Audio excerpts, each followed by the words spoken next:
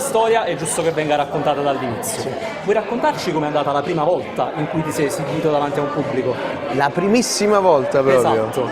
Ero con il mio amico che stava qui nel backstage, ero molto piccolo, andavo alle medie, facemmo una serata in un locale così che c'erano questa scuola di chitarra che organizzava queste serate e mi riuscii a esibire così in duo con due chitarre elettriche. Io a 13 anni che cantavo Smells Like Teen Spirits dei Nirvana. Bellissimo. E quindi è stato lì, mi ricordo che nella prima serata provai un brivido fortissimo e lì ebbi la prima infarinatura di quello che è, diciamo, sono tutte le vibrazioni che mi arrivano adesso con la musica, però la prima volta non si scorda mai, come si suol dire. Assolutamente sì, assolutamente sì.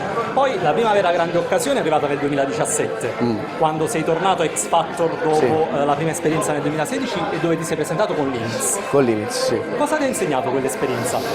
Beh, quell'esperienza è stata un'esperienza umana e professionale fortissima, proprio perché ho avuto a che fare con professionisti, penso veramente il top della discografia e anche e non. Ad esempio il mio mentore lì, oltre Fedez, è stato Fausto Vogliati, che è un producer che oltre ad essere producer cura la parte live di grossi artisti come Aiello, Tommaso Paradiso, Ultimo, e lavorare con lui. Sai, quando una persona ti dà quelle 3-4 nozioni giuste, ti guida e ti cambia molto il modo positivo, il tuo modo di approcciare al palco, alla musica e inoltre l'esperienza con i concorrenti, Maneskin, sicuramente incontrarsi con dei ragazzi che hanno i tuoi stessi sogni, le tue stesse ambizioni, fa crescere e fa pensare molto.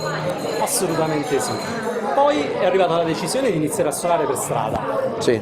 E suoni sia in strada sia nei club, che Sì. sono due situazioni in cui possiamo dire che trovi un pubblico molto differente, Sì. in cui ricevi delle vibes, per dire Esatto. in inglese, Sì. differenti. Allora, partiamo proprio dalla strada.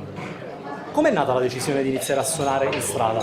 Beh, ho iniziato a suonare in strada nel lontano 2016 ormai, quando conobbi due persone che già masticavano la strada, di cui uno Simone si chiama, Simone Nannicini, che è un po' più grande di me, 11 anni più grande, già lo faceva da tanti anni e mi ha insegnato veramente cosa significa fare l'arte di strada, essere un artista di strada, che va al di là ovviamente di mettere la custodia e suonare, Assolutamente sì. tante cose. E all'inizio lo facevo più fuori, cioè feci un primo street tour per raccogliere soldi per il mio primo EP girando per città come Genova, Bologna, Grosseto, Pisa e poi dopo tanto tempo in giro così anche Malaga all'estero in Spagna da un anno e mezzo a questa parte ho abbracciato proprio la mia città, anche oltre Napoli, Salerno, Cava, diciamo però la Campania, il mio territorio, e da lì è veramente il momento in cui sono cresciuto tanto, perché quando lo fai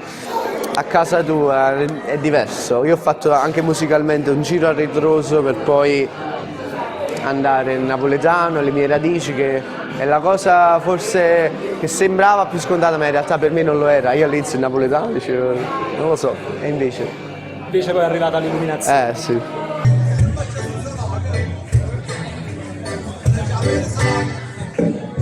Sono uscito stasera ma non ho letto l'oroscopo.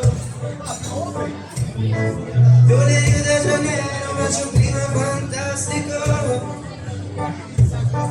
Io ti giuro stasera che ti cerco nel traffico. Sotto le unghie nei banchi, non mare nel Baltico. Perché non mi ricordi nessuna magliona, una cassa che suona, una casa che brucia tutta la notte, tutta la notte. Ma io mi ricordo una scritta sul muro, un tamburo, una danza, kuduro, tutta la notte. Allora, mi citavi giustamente Genova, Malaga, Pisa e tante altre città. C'è un momento in particolare della tua vita on the road che ricordi con particolare affetto e che vuoi raccontarci? Sì, mi è venuto subito in mente una suonata a Bologna, ero proprio con Simone Nannicini a suonare, ero in una piazza, no, piazza Maggiore un'altra, però vicino, non mi ricordo adesso, e già allora appunto con il primo X Factor avevo un po' di gente che mi seguiva in questi live e iniziò a piovere, stavamo suonando pure da un bel po' di tempo, nonostante la pioggia non ci siamo fermati, tutti quanti stavano lì con gli ombrelli a sentirci, ed è stato, sai, quelle scene dei film dove continui, ed è stato veramente magico, lo sentivi dentro perché là non lo facevamo, lì non stavamo suonando neanche per dire, sai, tu metti la custodia a terra, qualcosa di spese insomma te lo fai, così. Là in quel momento pioveva, stavamo solo noi e il pubblico e le ragazze che ci seguivano nei live, ed era solo per loro, e quindi quando vivi le cose in questa maniera è un altro discorso, perché stai a pensare solo a regalare un'emozione, a vivertela tu, quindi è un dare e avere. E quindi lì emergeva tutto l'amore per la musica. Sì. C'è un insegnamento che dalla strada ti sei poi portato dentro nella dimensione del club, come può essere questo del Nero Fumo o tanti altri club, pensiamo al Music on Rocks dove andrai a suonare il lavoro?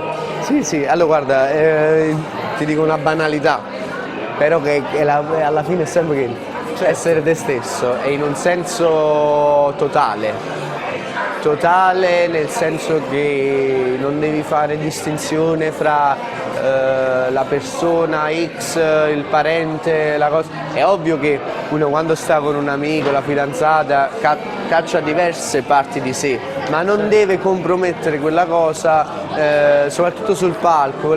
Cioè le persone sono sempre quella persona che potrebbe essere il tuo insegnante, la tua, non so. Comunque è quello il discorso, e la strada ti mette in quell'ottica lì, perché tu sei lì insieme a tutti, non c'è neanche un palco, sai, il rialzo, che tu stai più in alto, no, siamo lì, io suono, tu ascolti, ma è la stessa, cioè è quello, quindi cercherò sempre di non perdere questa cosa, che è la cosa più preziosa veramente che mi ha lasciato la strada. Assolutamente sì. Prima mi hai citato un po' il tuo giro a ritroso, tu sei partito dall'inglese, poi sei passato all'italiano, poi sei tornato a casa con la lingua napoletana. Cosa ti ha spinto a voler cantare prima in italiano e poi in napoletano? Prima in italiano? Semplicemente mi sembrava, diciamo, la strada più ovvia dopo l'inglese, volevo sperimentare. Poi il primo pezzo che ho scritto in napoletano, che è Napoli lo fai, quando lo stavo scrivendo in realtà era italiano all'inizio. Poi mi sono accorto che qualcosa mancava e quasi per scherzo l'ho canticchiata in napoletano, e questa cosa qui l'ho sentita dentro appena ho fatto la prima frase, ho detto boom, ho sentito un sound, ho sentito una verità, e quindi ora scrivo praticamente il 90% dei miei pezzi in napoletano, non riesco proprio, cioè è più forte di me a già cantare e scrivere in napoletano.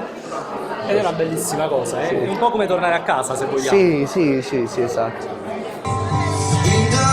Non sento niente, con volume e cuffietta finta, e parlando tu sei porto vinta, e un bagno tu inizia a accendere, sto carabinando malamente, che ogni sangue mai cose niente, e rindo cara non sento niente, facciare.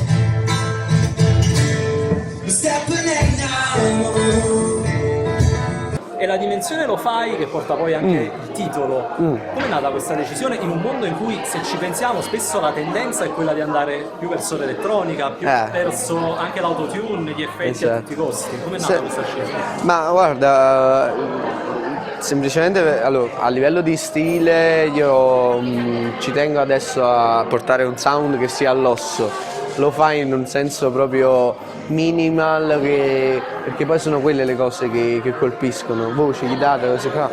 Invece la questione, diciamo, di sound stilistico legato al lo-fi, quando ho scritto Napoli lo fai, ascoltavo tanta musica lo-fi, e quindi è stato un po' un mio modo per rendere onore a tutto il mio mondo, un po'. Mo ci vuole lo-fi, che io intendo come se fosse una cosa vissuta da me a basso profilo, tutto un fatto mio che ho in testa, però fondamentalmente è la questione di pochi elementi, quello che è necessario lo fai, però lo fai. Esatto.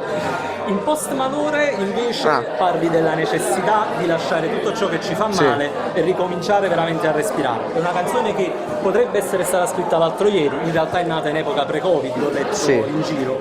E c'è un modo secondo te per lasciare fuori questo malore emotivo che ci ferma e per aprire il nostro cuore?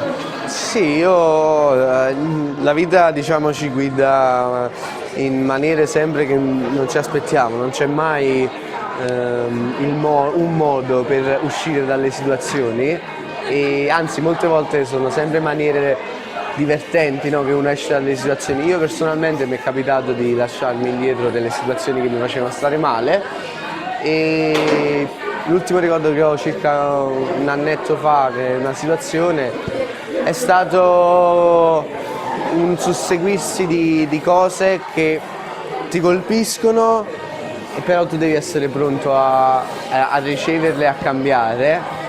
Quindi è un po' esterno e interno, sicuramente l'interno fa il 90% della cosa, però non sai mai come guarisci da una situazione. Però ci devi credere fino in fondo che quella cosa non ti sta bene più e ti fa stare, la devi vedere, la devi visualizzare. E quindi una volta visualizzato devi prenderti le vibes dall'esterno e cambiare. Quindi è un po' questo.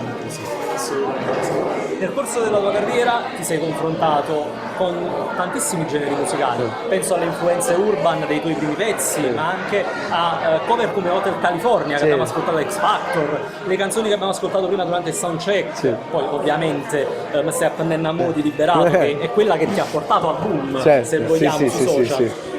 Cosa c'è oggi nella playlist di Gabriele Esposito? A livello di ascolti? Sì. Che influenza quindi il tuo gusto musicale in un certo senso?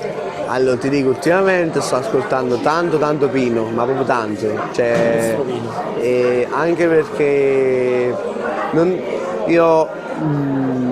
si direbbe, sai, uno dice il ragazzo canta con la chitarra napoletana, magari è malato di Pino da quando è nato. In realtà io penso che un artista come Pino, io poco a poco negli anni lo sto assorbendo, ascoltando, perché secondo me pure determinati brani, determinate cose serve una maturità, cioè ti deve capitare quella cosa e tu poi capisci perché i brani di Pino non sono brani che uno ci si può avvicinare così, devi aver vissuto e capire quella cosa. Io dopo anni mi sono ritrovato a decifrare determinati brani e dice ma chi le parlava di questo? E quindi pian piano, adesso proprio è un periodo in cui sono dentro, ascolto tanto R&B americano e nulla, sempre un po' vario, io non tengo un genere, proprio quello che capita. Ed è giusto lasciarsi influenzare da ogni tipo di musica. Tutto serve da ascoltare. Gabriele, ti ringrazio per la tua gentilezza, è stato bellissimo fare questa chiacchierata. Grazie mille, un bacio.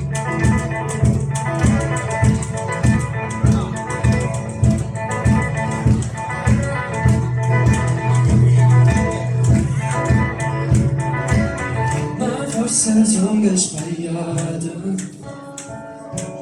stanotte dacci avanzata e te muovevo, parole incoppano fuori di ma beach e che occhi e le lacrime amare come ciapà vado sulla bella stasera a luna guarda e ci spera io tornamene davanti con me che o solo scena.